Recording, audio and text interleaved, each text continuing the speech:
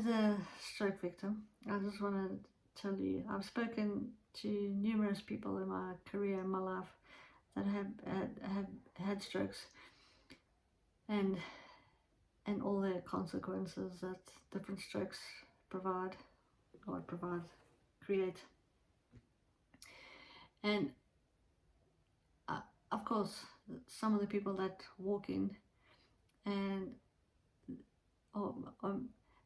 they're still awake and they're still able to communicate. They're not in ICU, and all that.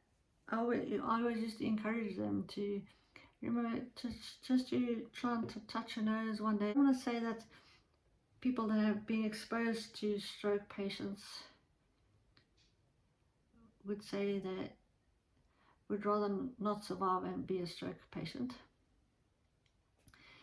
And people that have never been exposed to strokes probably say, oh, they will do anything to be revived and live a normal life. But the thing is, your life after a stroke, fair enough, there's always an exception to the rule. I've seen some amazing people, even the podcasters and stuff that talk about strokes. They all seem to be, they can, of course they've got hidden fatigue and stuff like that, but you're not going to walk past them and think, oh, that person's had a stroke, I don't know, until you've experienced that. I wouldn't want to experience, believe me, but it's very different. But besides your life changing, I just wanted to share with you that everything changes. So it doesn't matter what aspect of your life was normal or is normal or whatever. I mean, I used to come home from work. I would always run around the yard with my dog just to make him get some exercise, and maybe go to the shed and have a dance with my husband just spontaneously.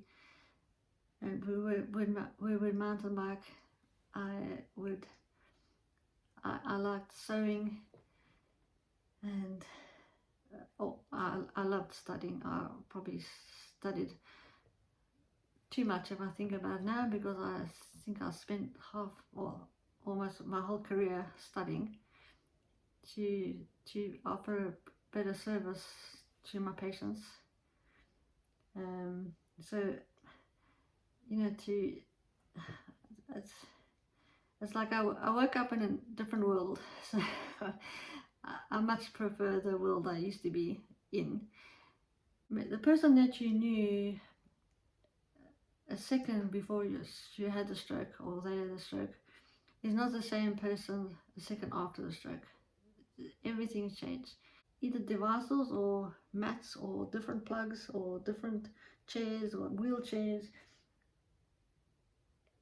Everywhere you look, your bathroom has changed, your kitchen has changed, you can't have the same flooring, you can't be in the same study or student study chair. I mean,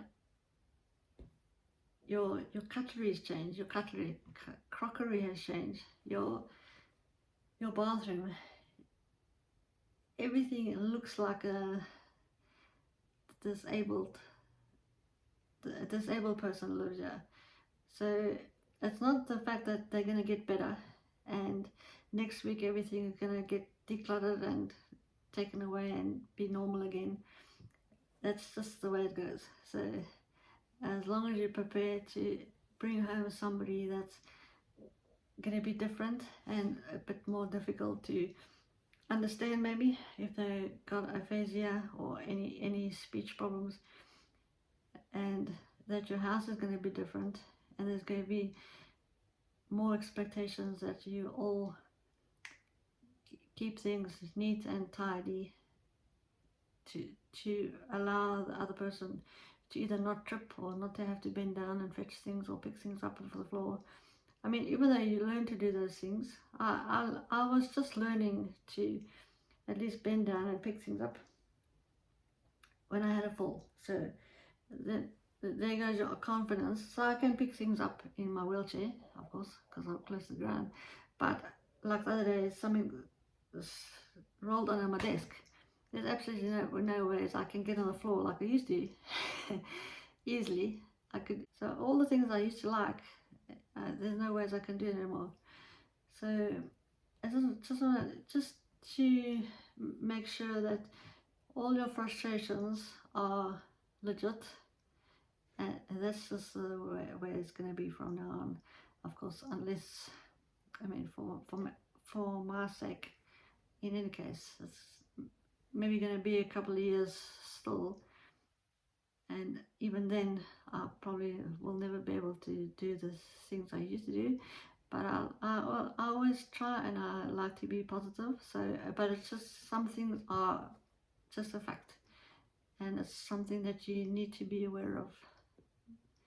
And I hope you never find the need to have to watch this video, because I hope you never um, have to find out how to help your spouse or your loved one or a friend or anything like that because they have a stroke. So all I can do is wish you all health and happiness. Okay, just to do this, and so it would give your partner some freedom to pursue their own activities.